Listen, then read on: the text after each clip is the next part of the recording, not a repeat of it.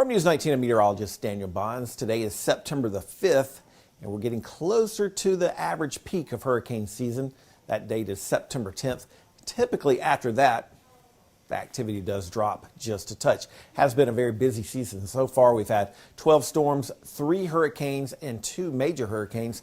On average at this point in September, we would expect 7 storms, 2 hurricanes, and 1 major hurricane. And that was the forecast from NOAA in August. So looks like it is going to be and has been an above normal season so far. Here are all the tracks so far for the season. As we mentioned, we've had a lot of storms out there, and we're continuing to monitor a couple of more areas that will likely become storms before it's all said and done. Watching this wave coming off the African coast, Hurricane Center gives that a 70% chance of further development, but it's this cluster of thunderstorms right here.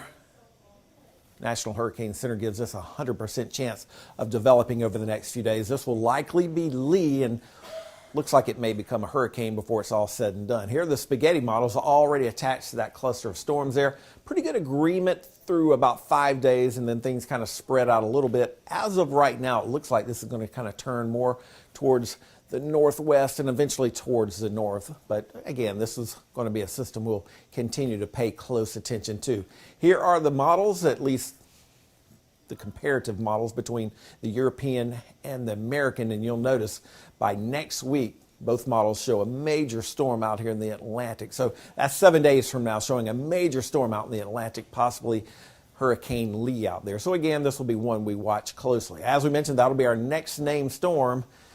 The other 2 have basically dissolved. Yesterday we still had Gerd out there in Katia, but those have now dissolved, and we'll continue to monitor that wave, or at least that tropical disturbance that will likely become Lee this week.